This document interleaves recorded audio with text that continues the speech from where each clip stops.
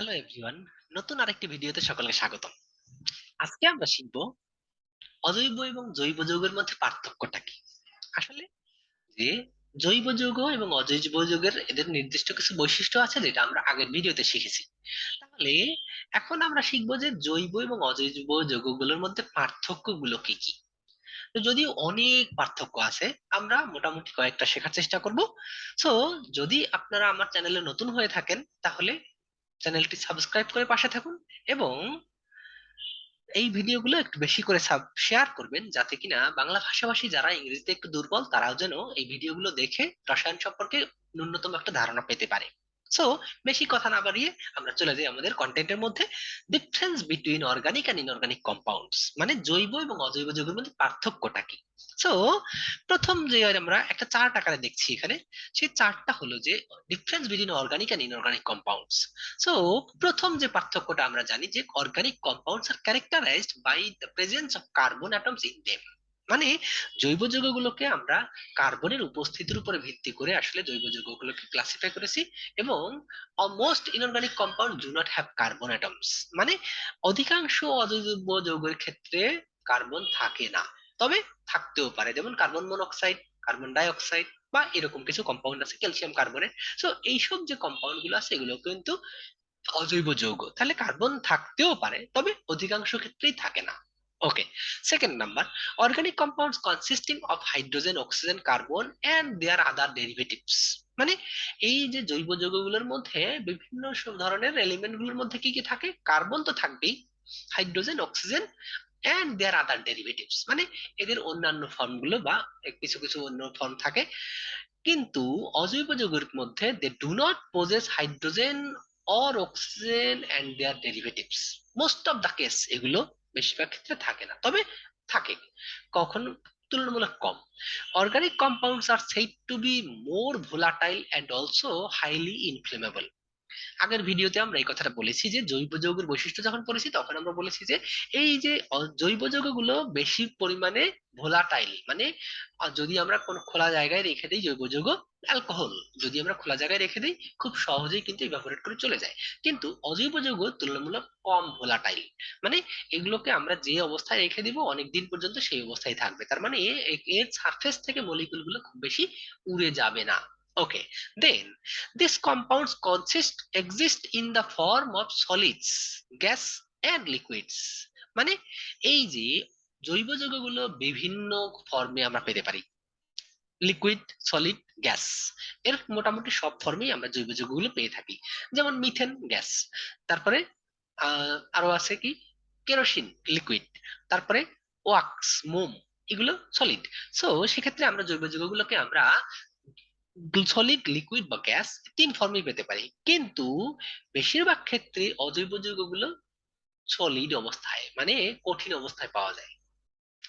This are insoluble in water, মানে অজৈব জৈব যৌগগুলো পানির মধ্যে ভালোভাবে দ্রবীভূত হয় না, তবে এক্সেপশন দুই একটা আছে।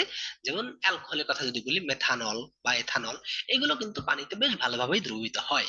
তবে অধিকাংশ ক্ষেত্রে জৈব যৌগগুলো পানিতে দ্রবীভূত হয় না।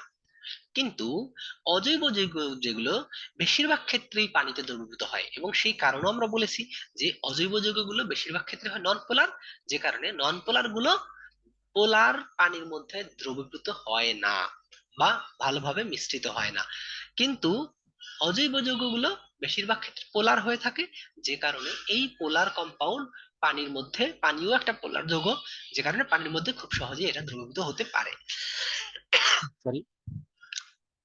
দেন these compounds have the carbon hydrogen bonds, মানে জৈব যৌগের মধ্যে কার্বন হাইড্রোজেন বন্ড থাকবেই, এটা খুব কমন একটা বৈশিষ্ট্য। কিন্তু অজৈব যৌগের মধ্যে কার্বন হাইড্রোজেন বন্ড থাকতে হবে এমন কোনো বাধ্যবাধকতা নেই। জৈব যৌগের মধ্যে আর কি আছে, organic compounds are mainly found in most of the living things. যে এটা কমন আসলে, যে বেশিরভাগ ক্ষেত্রে জীবন্ত বস্তু বা লিভিং থিংস এর মধ্যে বেশি পাওয়া যায়, তবে যে মৃত অথবা অন্যগুলোর মধ্যে পাওয়া যায় না এমন না, তবে বেশিরভাগ ক্ষেত্রেই জীবন্ত বস্তু বা প্রাণী অথবা উদ্ভিদের মধ্যে পাওয়া যায়। আর অজৈব যৌগ, this compounds are found in non living things, মানে মৃত বস্তু বা মধ্যে বস্তুর মধ্যে পাওয়া যায়, বেশিরভাগ ক্ষেত্রে প্রাণী তো আর মৃত হয় না। যাই হোক, তাহলে সেক্ষেত্রে organic compounds form covalent bonds, মানে জৈব যৌগগুলো বেশিরভাগ ক্ষেত্রে বা সব সময় জৈব যৌগগুলো সমযোজী বন্ধনে আবদ্ধ থাকে। আর ইনঅর্গানিক কম্পাউন্ড গুলো ionic bond between atoms and molecules, মানে বেশিরভাগ ক্ষেত্রে অজৈব যৌগগুলো আয়নিক বন্ধনে আবদ্ধ হয়। অ্যান্ড দেন আছে কি, in most of the aqueous solution this are poor conductors of heat and electricity, মানে জৈব যৌগগুলো ভালো পরিমাণে বিদ্যুৎ এবং তাপ পরিবহন করে না, কিন্তু অজৈব যৌগগুলো খুব ভালোভাবে তাপ এবং বিদ্যুৎ পরিবহন করে, শুধুমাত্র দুই চারটা এক্সেপশন বাদে। তারপরে example of organic compounds include fats, nucleic acids, sugars, enzyme, protein and hydrocarbon fuel। যেমন আগের ভিডিওতে আমরা বলেছিলাম ডিএনএ এর কথা, শুধু ডিএনএ না, DNA, nucleic acid, protein, sugar, enzyme, অনেক ধরনের জৈব যৌগ আছে যেগুলো এক্সাম্পল হিসেবে দেওয়া যায়। The example of inorganic compounds include non-metals, salts, metals, acids, base, substance which are made from single elements। বিভিন্ন ধরনের একটা একটা এলিমেন্ট দিয়ে এটা হতে পারে।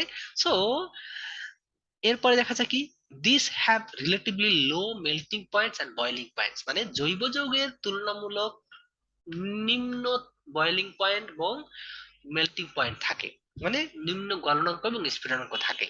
আর অজৈব যৌগের ক্ষেত্রে বেশিরভাগ ক্ষেত্রেই এদের গলনাঙ্ক এবং স্ফুটনাঙ্ক অনেক বেশি উপরে।